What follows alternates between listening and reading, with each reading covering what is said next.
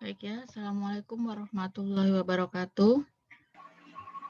Selamat Waalaikumsalam sore warahmatullahi semuanya. wabarakatuh. Waalaikumsalam warahmatullahi wabarakatuh.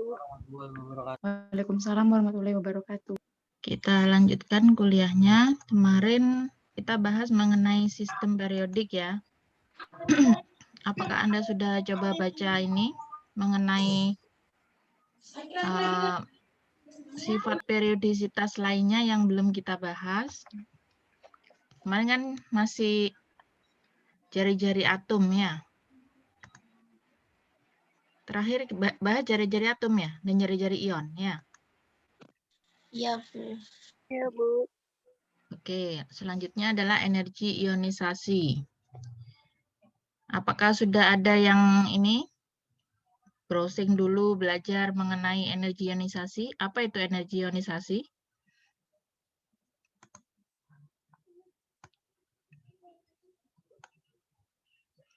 Energi ionisasi adalah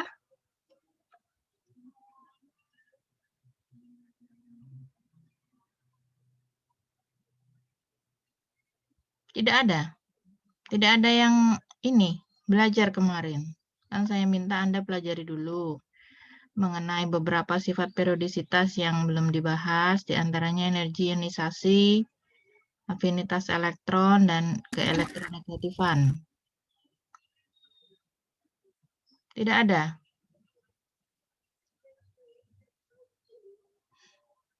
Tumben kok diem, biasanya rebutan ngomong, apa karena sore udah ngantuk? Kalau ibu kepalanya sakit kepala ibu sekarang. Ini nggak ada yang nggak ada yang paham mengenai energi ionisasi, berarti nggak ada yang belajar ya. Di sini sudah ada dituliskan. Ya, ada yang mau bantu ibu, mau jelaskan? Enggak. Ya, Anda tinggal baca aja. Yang tidak ada di sini hanya keelektronegatifan, tapi saya kira Anda bisa browsing sebelumnya. Oke, kalau Anda nggak, ya, apa nggak nutut waktunya untuk belajar ini kemarin? Baik, kalau gitu mungkin, apa ini? Ada chat apa? Coba Angel. Angel Dita.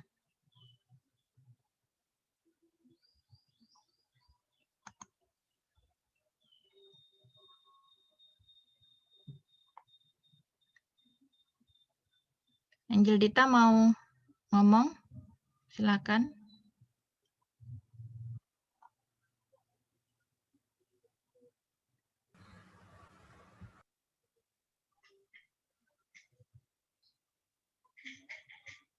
Mic-nya error. Oke.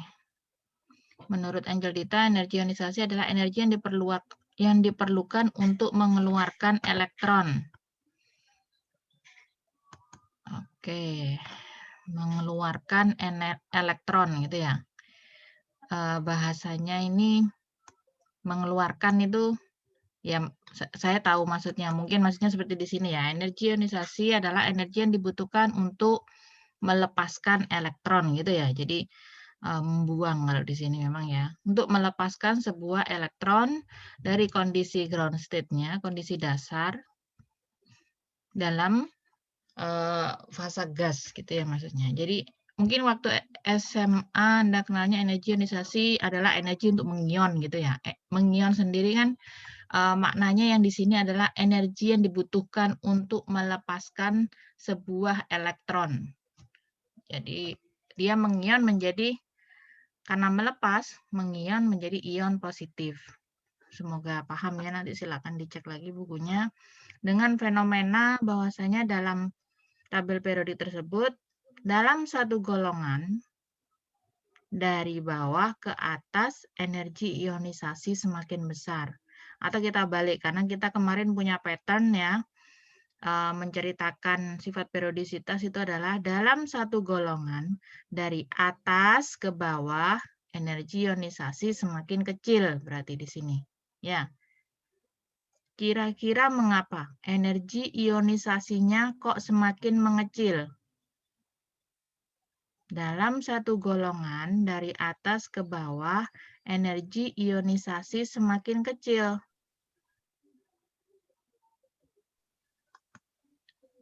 Gimana, David? Mau bantu? Silakan.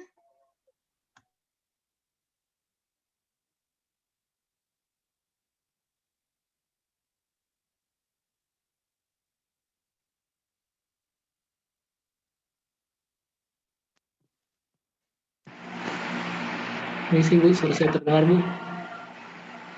Gimana? Karena semakin banyak jumlah kulitnya Ibu. Karena semakin banyak jumlah kulit, terus bagaimana hubungannya Jadi dengan energi ionisasi? semakin jauh dari inti atom sehingga energi yang dibutuhkan untuk melepas semakin sedikit Ibu. Oke. Jadi menurut David, jadi teman Anda berpendapat, dalam satu golongan, dari atas ke bawah itu jumlah kulitnya semakin banyak. Apakah sudah bisa membayangkan? Kita kemarin sudah bahas ini, hubungannya dengan jari-jari atom. Jadi nomor atomnya semakin banyak, kita lihat dalam satu golongan itu dari atas ke bawah, jumlah kulitnya bertambah. Jumlah kulit yang bertambah menyebabkan jari-jari atom semakin meningkat, gitu kan ya. Nah, di situ sehingga saat dia mengion, melepaskan elektron tersebut, dia akan butuh energi yang besar, butuh energi yang kecil karena dia sudah jauh dari inti. Gaya tarik intinya semakin lemah. Coba Ibu contohkan yang kemarin, Ibu cari filenya yang udah ada gambarnya sebentar.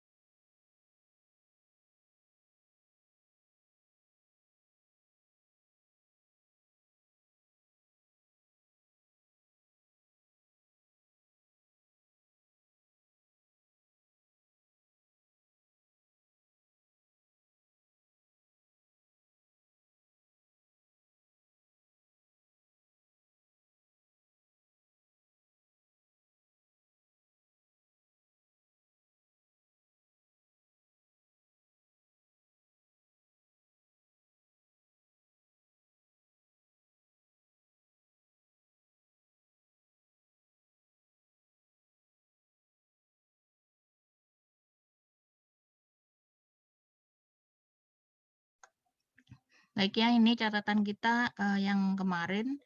Jika Anda perhatikan dalam satu golongan, misalkan golongan 1A, litium dan natrium, di sini terlihat bahwasanya dalam satu golongan ini terjadi peningkatan jumlah kulit.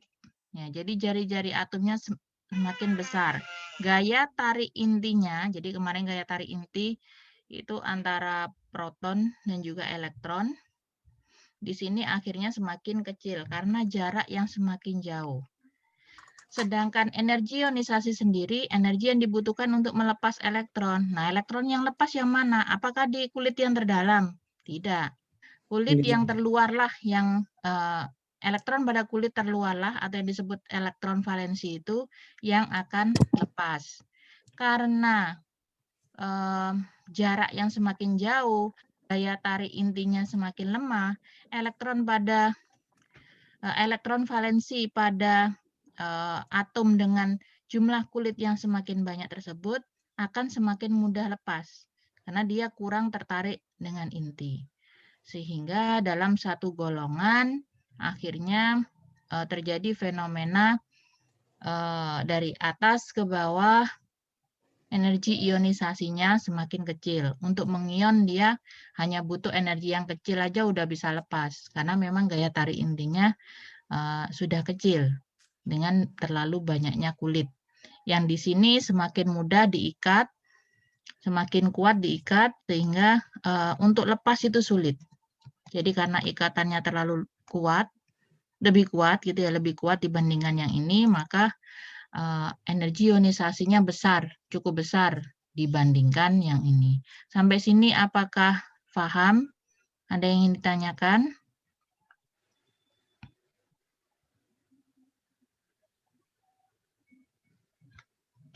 Bagaimana? Belum, Bu.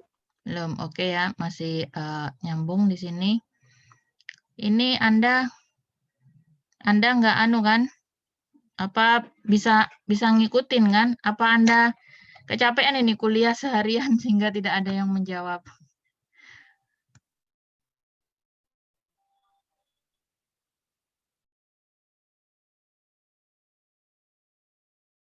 Mengikuti, Bu. Bisa Ibu mengikuti.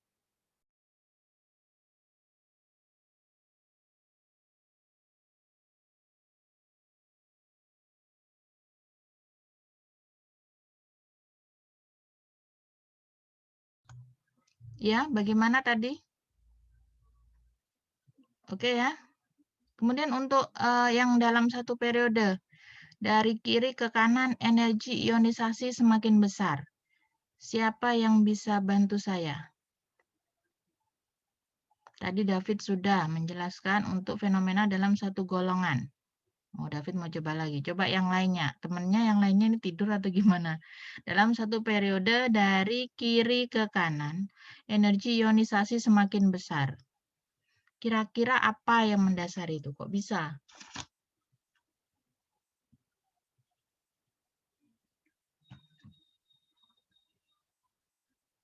Halo? Adinda? Saya, Bu. Nayatul, Coba silakan Mbak. jawab. Ya. Tahu saya, yang saya tahu ya, Bu. Dari kiri ke kanan dalam satu periode kan daya tarik inti terhadap elektron semakin besar. Oleh karena itu elektron semakin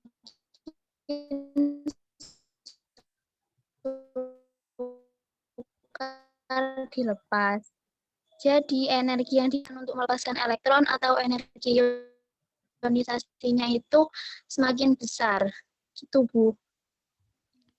Ya, oke. Jadi ini sebenarnya hubungannya memang kepada gaya tarik inti ya. Jadi kalau sudah Anda sudah paham dengan yang fenomena yang pertama mengenai sifat periodisitas energi ionisasi dalam satu golongan, kemungkinan dalam satu periode Anda bisa menjelaskan. Contohnya kemarin kalau kita contohkan dalam satu periode adalah perbandingan antara natrium dan klor di sini, Na dan Cl. Keduanya sama-sama dalam periode 2, periode 3 ya ini, periode 3, dia memiliki kulit yang sama, jumlah kulit yang sama, 3. Namun pada natrium dia memiliki 1 elektron di luarnya, sedangkan Cl memiliki 7 elektron di bagian terluarnya. Gaya tarik intinya pun berbeda. Gaya tarik inti pada Cl lebih besar dibandingkan natrium. Alasannya mengapa kemarin sudah kita bahas. Silakan di replay ini videonya yang kemarin kalau Anda masih belum jelas. Gaya tarik intinya semakin besar. Otomatis untuk melepaskan elektronnya dia akan semakin kesulitan. Jadi dasarnya memang karena ingin lepas, berarti ada hubungannya dengan gaya tarik di dalam situ, yaitu gaya tarik inti antara proton dan elektron pada kulit terluarnya.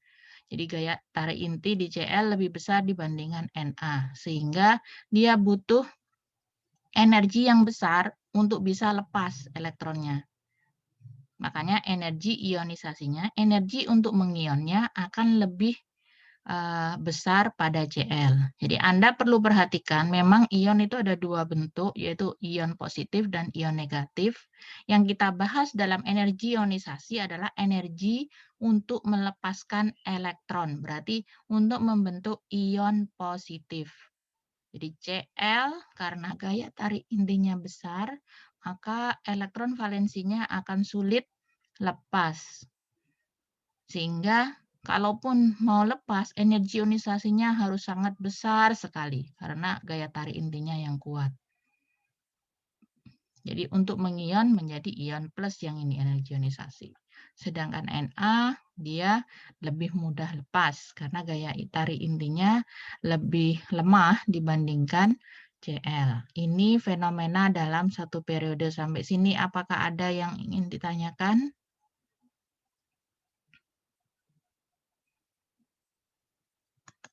Nggak ada, oke. Kita lanjutkan.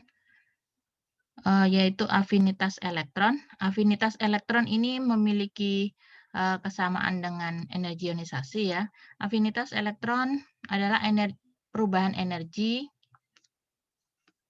yang terjadi bila mana elektron tersebut berbentuk atom gas ya. Jadi saat dia diubah menjadi atom gas. Maknanya apa? Serupa dengan energi ionisasi, makanya dia adalah saat dia itu mengion. Nah, afinitas elektron ini fenomenanya juga sama dengan energi ionisasi, di mana dalam satu golongan dari atas ke bawah afinitas elektronnya semakin kecil, dalam satu periode dari kiri ke kanan semakin besar. Oke. Nilainya tersebut lebih besar gitu ya, nilainya angkanya lebih besar, namun semua bentuk afinitas elektron ini disebutkan pakai simbol negatif. Negatif ini bukti dari proses eksoterm ya, jadi melepaskan panas. Jadi kalau yang plus nggak ada tandanya itu berarti endoterm. Ya, jadi memang afinitas elektron ditunjukkan dalam bentuk negatif untuk menunjukkan bahwasanya oh ini reaksinya itu melepaskan kalor. Oke, untuk afinitas elektron serupa dengan ionisasi, saya lanjutkan langsung ke yang terakhir yaitu mengenai elektronegativitas. Apakah sudah ada yang browsing sebelumnya ke elektronegatifan atau elektronegativitas itu apa? Assalamualaikum, Bu. Waalaikumsalam. Salsabila, silakan. Saya mau coba jawab ya, Bu. Ke elektronegatifan itu kecenderungan suatu atom untuk menarik elektron dalam satu periode itu semakin ke kanan ke elektronegatifannya semakin besar, Bu. Oke, Anda ini langsung menjawab ya, Salsabila. Ke elektronegatifan itu apa dulu? Ke elektronegatifan atau elektronegativitas adalah kemampuan atau kecenderungan dari suatu atom untuk menarik elektron. Iya, Ibu. Jadi untuk menarik elektron, itu dulu pengertiannya. Jadi untuk menangkap elektron atau menarik elektron. Jadi elektronegativitas di sini nggak ada slide-nya ya, jadi saya nggak bisa tampilkan. Keelektronegatifan itu kemampuan atau kecenderungan dari suatu atom untuk menarik elektron. Jadi dia sudah punya elektron pada kulit terluarnya, tapi dia masih mau narik atau nangkap elektron dari luar. Supaya apa? Supaya dia stabil. Ya, jadi ini untuk menuju ke kestabilan, dia lebih suka menangkap elektron. Nah, yang memiliki kekuatan untuk menarik elektron tersebut itu berarti atomnya elektronegatif. Nah, tadi dijelaskan oleh Salsabila fenomenanya dalam satu periode dari kiri ke kanan, elektronegativitas semakin besar. Dari kiri ke kanan, elektronegativitas semakin besar. Gitu, Mbak? Salsabila. Iya, Ibu. Itu kenapa alasannya? Dalam satu periode dari kiri ke kanan, kok bisa elektronegativitas semakin besar?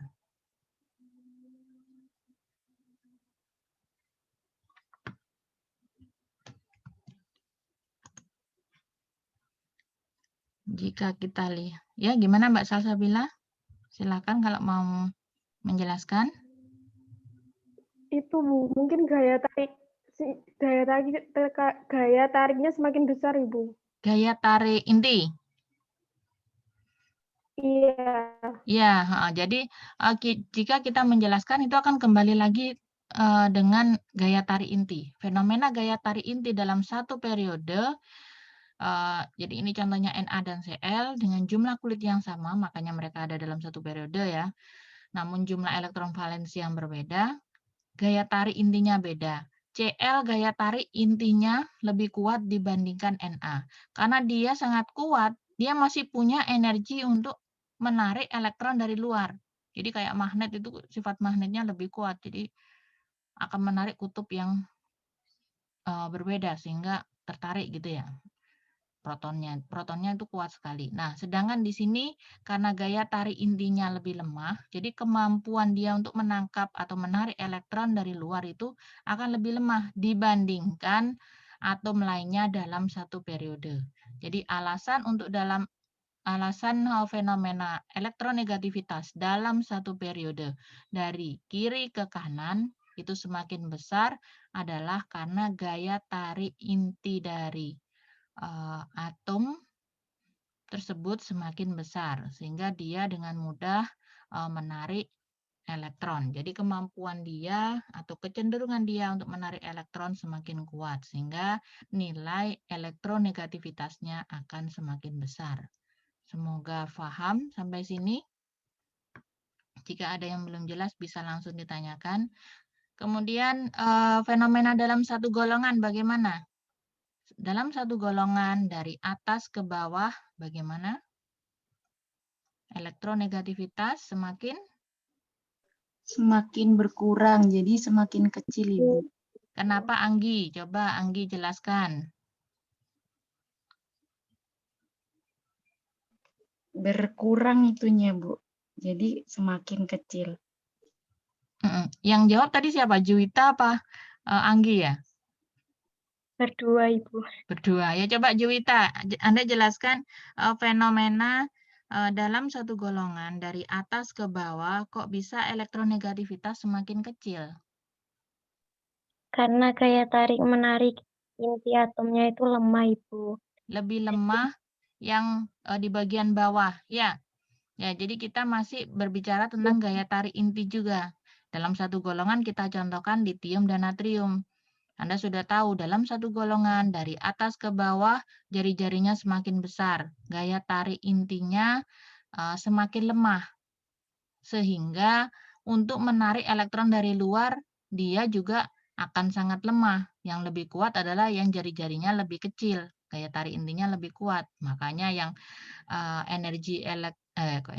elektronegativitas dari atom-atom dalam satu golongan dari atas ke bawah itu akan semakin kecil. Oke, saya kira ini penjelasannya bisa diterima ya secara logika. Untuk gaya tarik inti akan mendasari beberapa sifat periodisitas. Silakan nanti Anda catat, Anda pelajari ulang, bandingkan dengan buku juga. Sehingga nanti kalau pas ujian gitu Anda nggak bingung.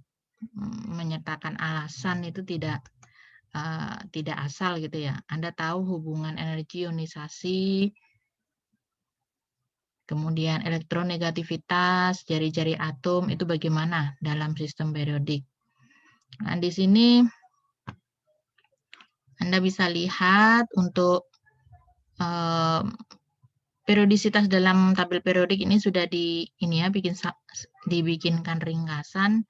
Energi ionisasinya bagaimana, jari-jari atomnya bagaimana, nanti bisa Anda perhatikan lagi. Kita sudah bahas ini, nanti tinggal Anda kasih catatan di samping handout Anda itu. Oke, sampai sini apakah masih ada pertanyaan mengenai sifat periodisitas? Jika tidak, akan saya lanjutkan. Anda kuliah sampai jam 3 berapa? Jam 3 lewat 10, Ibu. 3 lewat 10. Ini masih ada waktu 20 menit berarti. Oke, kalau nggak ada pertanyaan Ibu lanjutkan ya. Ini juga merupakan ringkasan. Coba kita cek. Di sini jumlah elektron valensi meningkat dalam satu periode dari kiri ke kanan. Ya, Anda bisa bayangkan ini berbicara dalam satu periode dari kiri ke kanan, contohnya Na dan Cl, sama-sama kulitnya 3 tadi, tapi elektron pada kulit terluarnya akan berbeda. Yang Na itu 1, Cl itu 7. Berarti elektron valensinya akan meningkat dalam satu periode. Sedangkan dalam satu golongan itu dari atas ke bawah, contoh kita adalah litium dan natrium, mereka berbeda jumlah kulitnya, tapi sama-sama pada kulit terluarnya, elektron valensinya itu sama-sama cuma 1. Jadi dalam satu golongan itu informasi jumlah elektron valensi akan sama, karena informasi elektron valensi akan menentukan golongan dari suatu atom. Nanti jadi jika kita bikin konfigurasi ya pakai ini, prinsip ini elektron valensinya. Ya, untuk ukuran atom, ukuran ini terkait dengan jari-jari dalam satu periode bagaimana sudah kita pelajari dari kiri ke kanan maksudnya ya. Ini kurang ini, menurun dalam satu periode itu dari kiri ke kanan. Kemudian meningkat dalam satu golongan. Alasannya juga sudah, energi ionisasi sudah, afinitas elektron sudah, elektronegativitas dan ukuran ion, sifat logam juga sudah di awal kita bahas.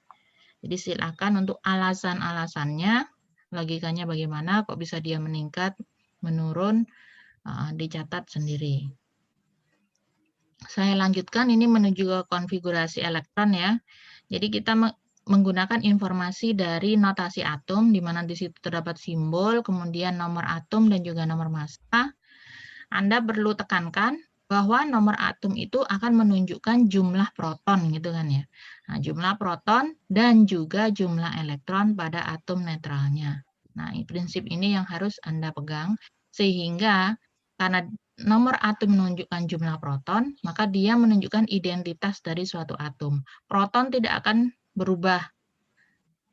Tidak akan, kalau protonnya 10, ya sampai kapanpun dia akan 10. Kalau jumlah protonnya udah beda, 11, maka jenis atomnya sudah berbeda. Nggak sama. Jadi makanya dia merupakan identitas dari suatu atom. Nomor jumlah proton ini yang ditunjukkan dengan nomor atom. Kalau jumlah elektron bagaimana? Jumlah elektron kalau dalam posisi atom netral masih sama dengan proton. Nah, tapi kalau dia sudah bermuatan, tidak bisa dijadikan dasar untuk penentuan apa atom itu. Karena jumlah elektron bisa juga bertambah, bisa juga berkurang. Kalau bertambah berarti dia akan membentuk anion, kalau berkurang dia akan membentuk kation. Nah, ini yang perlu berhati-hati ya. Coba kita lanjutkan. Untuk struktur atom, Anda sudah tahu bahwasanya elektron itu bertingkat gitu ya, sesuai dengan tingkatan energi. Kemarin sepertinya kita sudah bahas pada kulit pertama itu maksimal 2 elektron isinya. Anda sebut kalau nggak salah kulit K, L gitu ya, M. Nah, ini yang masih konsep dasar waktu SMA bisa kita pakai untuk penentuan konfigurasi elektron. Jadi untuk menunjukkan struktur atom itu kita bisa menggunakan konfigurasi elektron. Yang canggih itu mungkin Anda bisa gunakan metode SPDF atau pakai yang sederhana kemarin 288 misalkan. Itu juga bisa menunjukkan periode berapa, golongan berapa, sudah bisa gitu ya. Kemudian struktur atom juga bisa dituliskan dalam bentuk diagram titik dan silang. Jadi Anda sudah belajar juga menggambar diagram dot and cross ini untuk menunjukkan struktur atom tersebut memenuhi aturan oktet atau tidak. Jadi informasi yang digunakan kalau penggambaran diagram ini, titik dan silang ini adalah informasi elektron valensi. Coba ada nggak contohnya di sini ya? Oh nggak ada ya. Mungkin nanti di ikatan kita bisa bahas lagi ini mengenai diagram titik dan silang. Contohnya seperti apa. Kita masuk ke konfigurasi elektronnya. Konfigurasi elektron ditunjukkan menggunakan angka gitu ya, sehingga kita dapat memperoleh informasi dalam tiap kulit itu terdapat berapa elektron gitu ya. Misalkan nitrogen, nomor atomnya 7. Jadi jangan salah saat Anda menuliskan konfigurasi elektron, yang Anda lihat adalah informasi nomor atom, bukan nomor massa. Nomor atom kan menunjukkan jumlah proton dan juga jumlah elektron. Nah, makanya informasi jumlah elektron itulah yang kita gunakan untuk menentukan konfigurasi elektron. Nomor atom 7.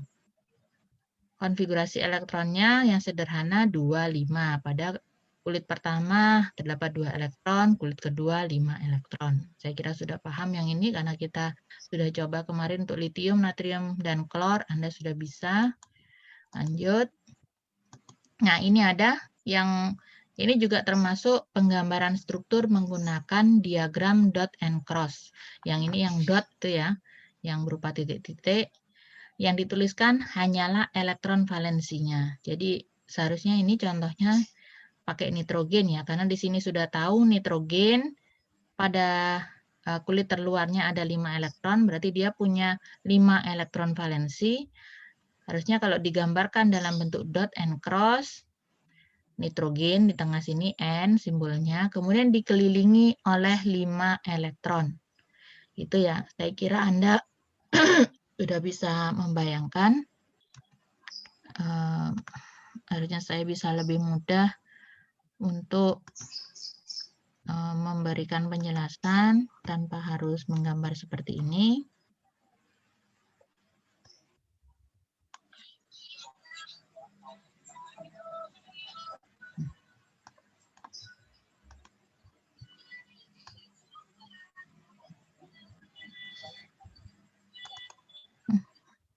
Bentar.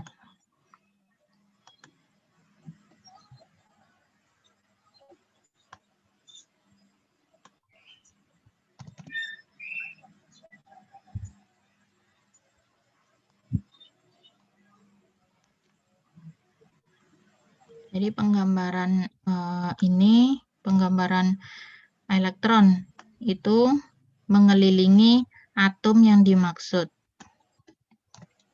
Karena ada 5 elektron, maka pada elektron valensinya gitu ya. Jadi maksudnya di sini adalah elektron valensi. Nah, di sini ada atom N yang dikelilingi oleh 5 elektron. Di sini ada 2 yang berdekatan, sedangkan ini sendirian gitu ya. Karena kalau mengelilingi berarti ada 4, tapi kalau kelebihan maka salah satunya akan berpasangan.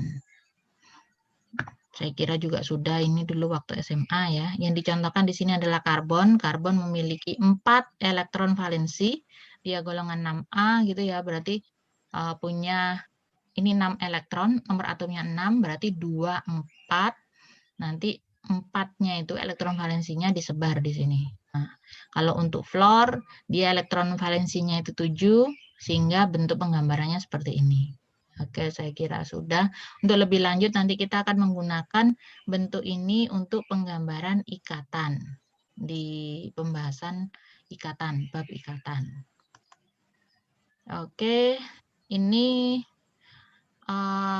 ada juga penggambaran struktur itu bisa untuk menggambarkan bentuk ikatan yang nggak hanya kovalen tapi ionik. Tapi ini nanti lebih detail akan kita bahas juga di bab ikatannya. Jadi di sini ada natrium dan klor. Natrium punya 1 elektron di kulit terluarnya, sedangkan Cl 7 elektron. Yang sini elektronegativitasnya besar gitu ya, sehingga mampu menarik elektron dari sodium. Sodium melepaskan elektron, ditangkap oleh klor, membentuk Na+ dan Cl-. Yang merah ini akan hilang gitu ya, kulit yang hilang karena sudah elektronnya pindah ke Cl. Oke, ini untuk latihan. Silahkan Anda coba di rumah. Tuliskan konfigurasi elektron dari unsur-unsur berikut.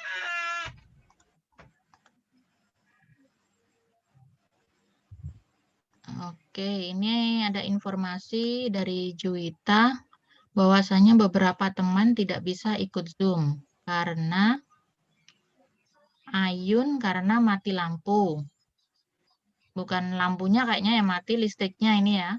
Mati listrik gitu ya, sehingga kalau lampu masih bisa terus dia. Kemudian topik susah sinyal. Pramesti listrik juga yang mati. Kemudian Inayatul susah sinyal, Iriatus Zakia listriknya mati juga. Oke, saya nggak masalah. Apakah mereka semua sudah bisa ini? Apa? Bisa presensi?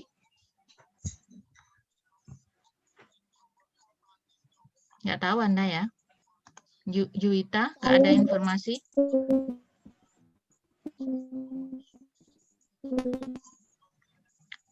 Gimana? Inayatul?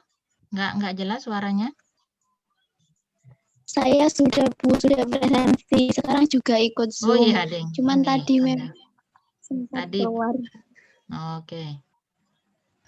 Silakan. Saya juga sudah bisa, Bu. Alhamdulillah Untuk ya. nyala listriknya. Ya, jadi nggak bisa disangka kayak gitu ya. Memang listrik itu dari pusat banyak. Ini sudah yang presensi. Oke. Anda kelihatan kan ini ya? Informasi yang saya tampilkan?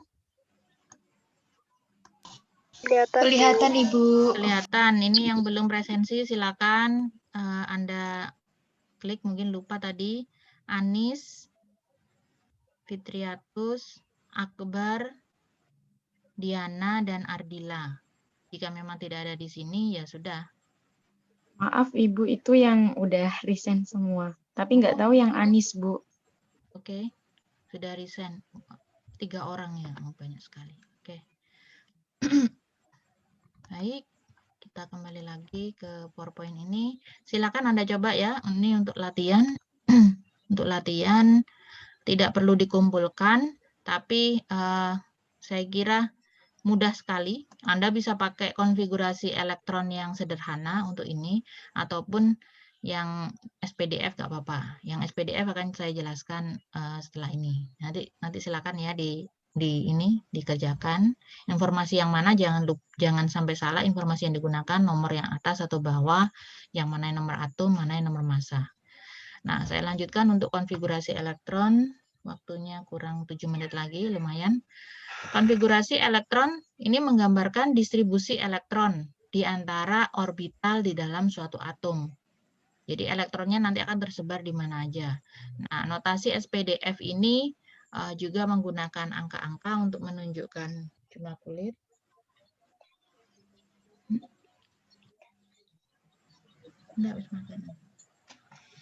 Nah, untuk notasi SPDF, Anda menggunakan angka nanti untuk menunjukkan kulit utama gitu ya. Kemudian ada subkulit, kemudian yang superskripnya yang di bagian atas ini untuk menunjukkan jumlah elektron dalam subkulit tersebut. Jadi ini angka ini merupakan kulit utama gitu ya. Kemudian angka, kemudian subkulitnya menggunakan huruf gitu ya, letter gitu ya. Kemudian Kemana ya tadi? Tadi habis telepon. Kemudian untuk angka di atas atau superscript ini menunjukkan jumlah elektron yang berada dalam subkulit ini. Jadi dia sudah tertentu. 2 elektron ini ada pada subkulit S yang berada pada kulit pertama. Jadi informasinya seperti itu. 1s2 menunjukkan apa makna dari 1s2? Bahwasanya terdapat 2 elektron di dalam subkulit S pada kulit pertama. Saya kira sudah pada pintar, saya lanjutkan. Nah, dalam penggambaran ini, konfigurasi elektron, Anda bisa menggunakan diagram juga ya, diagram orbital, yang bisa Anda gambar kotak-kotak gitu biasanya, atau bulatan gitu ya, nggak masalah. Di sini tuliskan diagram orbitalnya itu berupa box, kotak, yang akan terisi elektron-elektron semuanya. Nah, Anda perlu ingat bahwasanya elektron di dalam orbital tersebut, jadi ini orbital 1s, orbital 2s, orbital 2p, elektron yang berada di dalam orbital ini, jika mereka berpasangan, mereka posisinya saling berlawanan spinnya. Ada yang plus setengah menghadap ke atas, min setengah menghadap ke bawah. Jadi nggak mungkin elektron tersebut berpasangan dalam posisi yang sama, posisi spin yang sama, sama-sama plus setengah ke atas semua. Tidak, ya. Ada beberapa aturan nanti yang akan kita gunakan dalam penulisan konfigurasi elektron. Ada aturannya. Anda juga sudah pasti sudah memperoleh informasi itu dulu waktu SMA, di mana yang pertama elektron akan menempati orbital dengan energi yang terendah terlebih dahulu. Jadi mana tingkatan energi yang lebih rendah? Tingkatan energi yang lebih rendah itu yang kulitnya lebih kecil, gitu kan. Kemudian urutan orbitalnya itu subkulitnya itu S dulu, baru P, gitu ya. Nah, sekarang jika kita punya elektron, elektronnya itu akan menempati orbital energi yang lebih rendah dulu. 1S dia akan masuk. Nah, terus langsung ke 2S. Apakah begitu? Nah, ini harus diisi penuh dulu untuk orbital energi yang lebih rendah. Kalau 1S yang paling rendah, elektron yang masuk berurutan itu masuk ke 1S dulu semua. Mereka berpasangan. Jadi pasangannya, spinnya juga pasangan. Ada plus setengah dan min setengah. Kemudian baru ke 2S. Sebelum 2S penuh, tidak bisa loncat ke 2P. Jadi ini adalah salah. Contoh salah. Kemudian yang 2P. Kalau sudah masuk di sini, misalkan ya, masuk di sini, ini langsung berpasangan. Tidak bisa. Semua kalau ini kan orbital 2P ini setara, sehingga tidak bisa elektron itu masuk dalam salah satu kamar pada orbital tersebut.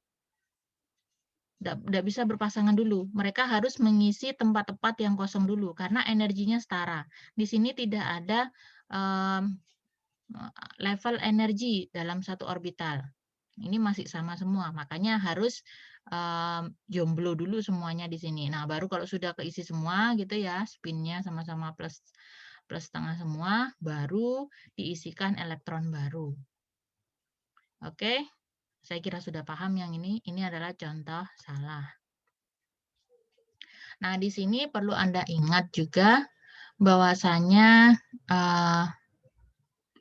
saya kira ini aturannya ya untuk konfigurasi elektron yang Pauli belum kepake di sini. Ini yang Pauli.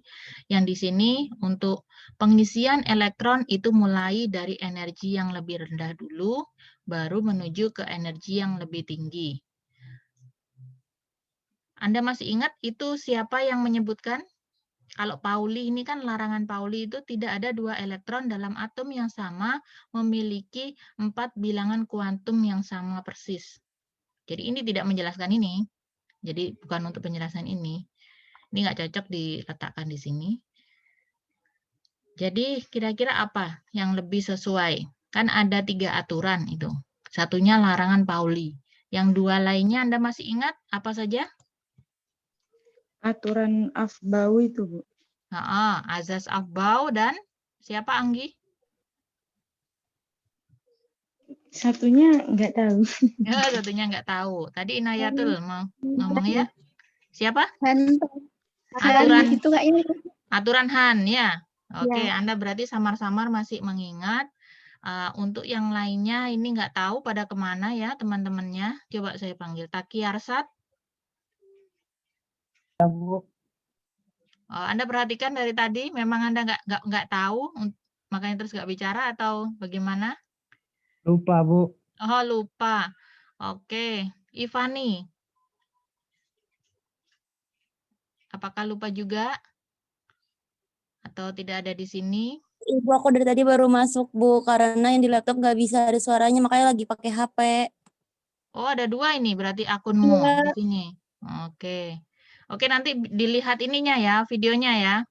Iya Ibu, maaf ya Bu. Oke, nggak apa-apa, nggak masalah. Sudah saya bilang ya, mengenai kuliah, karena kita cuma Zoom, dan saya selalu upload videonya. Anda jika ada kesulitan sinyal, memang nggak bisa masuk, nggak apa-apa, perhatikan aja videonya. Karena ini untuk Anda sendiri ya ilmunya, sedangkan untuk presensi itu saya yang nggak bisa bantu. Kalau sudah di luar kuliah, Anda bilang mati lampu gitu, saya nggak bisa bantu. Ya, tadi saya lihat, saya kira nggak ada, semuanya sudah presensi, alhamdulillah. Jadi kalau ini masih belum jelas, nanti tiba-tiba kita sudah sampai sini, silakan Anda pelajari lagi. Oke, saya nggak bisa manggilin satu-satu, yang lainnya tadi silakan Anda pelajari lagi untuk konfigurasi elektron. Saya kira ini cukup menarik mempelajari konfigurasi elektron. Masih berhubungan dengan fisika kok. Jadi kalau dulu Anda masuk fisika dengan alasan tidak ingin ketemu kimia, ya keliru itu berarti. Pilihan yang salah itu dulu. Jadi bisa aja Anda trauma sekarang. Padahal ilmunya saling berdekatan. Jadi anggap ilmu kimia itu teman Anda nanti. Selama kuliah pasti Anda juga akan ketemu kimia karena bahan-bahan yang digunakan juga senyawa kimia. Ya, oke. Saya tanya dulu, apakah dari Anda ada yang lulusan SMK? Jadi bukan SMA. Saya Bu, Natania SMK apa? SMK 1 Karawang. Itu bergerak dalam apa, Mbak? Ininya, fokus kuliahnya, apa studinya? Teknik gambar bangunan. Teknik gambar bangunan. Anda dapat mata kuliah kimia, Mbak? Dapat kelas 1. Kelas 1 aja, oke. Selain Natania, ada tidak yang SMK? Saya Bu. Muhammad Rohid, Anda dari SMK apa? Dengan background apa? Dari teknik mesin Bu. Teknik mesin. Dapat kuliah kimia? Kelas 1 aja. Kelas 1 saja, oke. Yang lainnya? Selain Rohid juga ada lagi? Natania dan Rohid. Oke, ada 2. Saya tiap tahun selalu mendapati kakak tingkat Anda itu, saya kan pegang fisika terus memang, itu memang ada yang dari SMK. Dan saya cukup kasihan kalau di kelas, mengejarnya itu cukup keras, ya. Jadi kayak konfigurasi elektron gini ini, karena dia dapatkan hanya sebagai dasar aja di kelas 1, itu Anda harus kejar. Jadi bukan berarti karena SMK ada pengecualian, tidak. Ilmu ini akan digunakan terus. Jadi saya berikan semangat Anda, 2 orang di antara Anda yang memang punya background pendidikan kimia yang lebih tertinggal dibandingkan temannya, silakan Anda pelajari lebih. Kalau tidak bisa, bisa tanya ke teman-temannya, saya kira baik semua ya dalam satu angkatan, nggak ngerti silakan bertanya. Kalau memang kesulitan, ya dengan tetangga gitu ya, kalau ada yang ini dari eksak ya. Ini konfigurasi elektron mungkin tidak begitu paham ya untuk SPDF, silakan dibaca materinya dulu Mbak Mas, jadi waktu kuliah Anda tidak akan tertinggal jauh nanti ya. Oke, baik itu saja. Ibu akhiri sekian. Terima kasih semua atas perhatiannya. Kita ketemu minggu depan. Assalamualaikum warahmatullahi wabarakatuh. Waalaikumsalam warahmatullahi wabarakatuh. Terima kasih Ibu. Sama-sama Mbak.